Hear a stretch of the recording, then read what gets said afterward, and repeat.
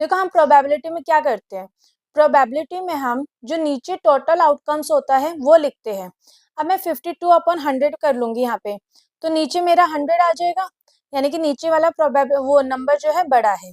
इसका भी करूंगी तो नीचे नंबर बड़ा आ जाएगा, इसका पॉइंट हटाऊंगी नीचे नंबर बड़ा आ जाएगा, बट इसका पॉइंट हटाऊंगी तो ऊपर नंबर बड़ा आएगा और नीचे छोटा, कभी भी नीचे छोटा नहीं आ सकता नंबर, इसलिए आंसर हो जाएगा 1/0.99। The diameter of a circle of a length is 6 centimeter. If one end of the diameter is -4 and 0, the other end on x-axis is at.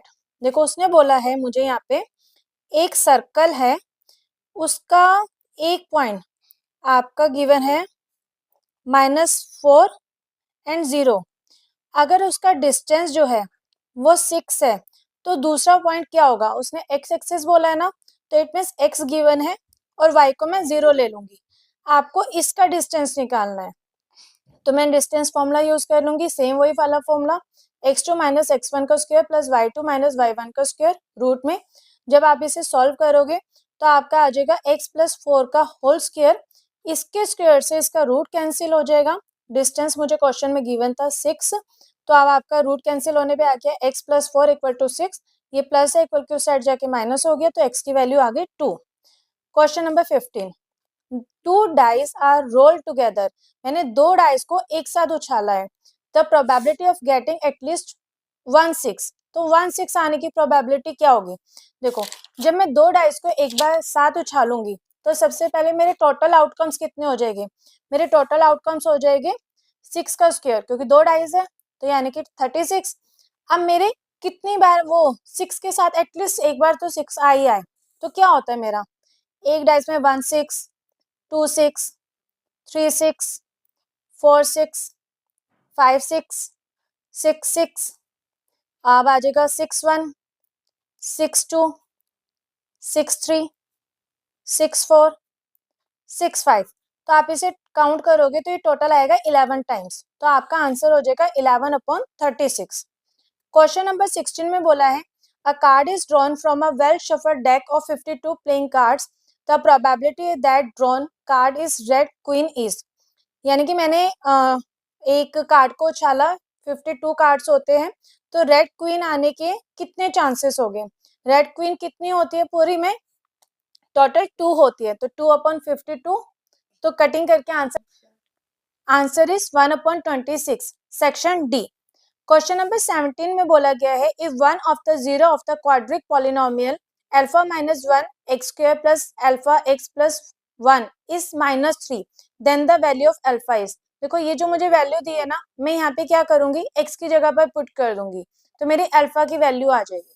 जैसे कि अल्फा -1 x की जगह पे पुट कर दिया -3 का स्क्वायर प्लस अल्फा की जगह पर -3 x की जगह पे सॉरी मेरा अल्फा की जगह पे अल्फा आया और x की वैल्यू पुट कर दिया मैंने -3 + 1। अब जब मैं इसे खोलूंगी तो यहाँ पे +9 आ जाएगा, इसको पहले इससे मल्टीप्लाई करूंगी फिर इससे मल्टीप्लाई करूंगी, तो 9 अल्फा -9 आ गया, प्लस माइनस माइनस हो गया तो -3 अल्फा आ गया, तो -3 अल्फा + 1।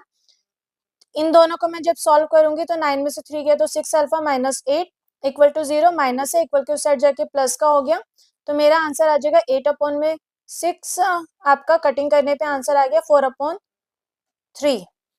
तो मेरा राइट आंसर जो है सेक्शन सी है, सॉरी यहाँ पे ये नहीं है, अल्फा जो आपका आएगा वो 4/3 आएगा, सेक्शन सी आएगा। आगे है question number 18, for what value of k the product of zeros of the polynomial k(x² - 4x - 7 is 2।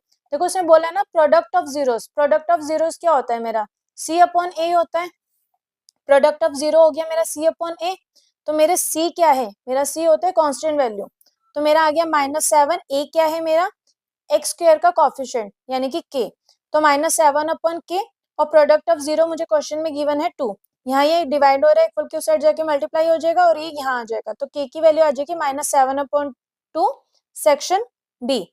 Question number 19 है हमारा असर्शन एंड रीजन। असर्शन और रीजन में हमसे पूछा गया है zeros of a polynomial p x² - 2x - 3 are -1 and 3 है, तो उसने बोला अगर the graph of the polynomial ये करते हैं intersect at x axis at -1 and 0 and 3 and 0, तो आप जब इसे वैल्यू में पुट करके देखोगे तो आपके जो है असर्शन और रीजन दोनों के दोनों ट्रू है। क्वेश्चन नंबर 20 में पूछा गया है, आपको ये बोला गया है, ये आपका एक सर्कल बना के उसके टेंजेंट्स बना के दी हुई है। असर्शन आपको दिया गया है। क्वाड्रिलेटरल में पूछा गया है, सॉरी रीजन में आपको बोला गया है in a cyclic quadrilateral opposite angles are equal. देखो कभी भी ना आपका साइक्लिक क्वाड्रिलेटरल के ऑपोजिट एंगल्स जो होते हैं इक्वल नहीं होते। आप इसे जब भी आप चेक भी करोगे तो ऑपोजिट एंगल्स इक्वल नहीं हो सकते। तो ये आपका रीजन गलत है, तो इसलिए इसका आंसर आ जाएगा आपका सेक्शन बी। सॉरी, आपका ए तो ट्रू है, रीजन लेकिन फॉल्स है, तो सेक्शन सी इसका आंसर आ गया। Thank you.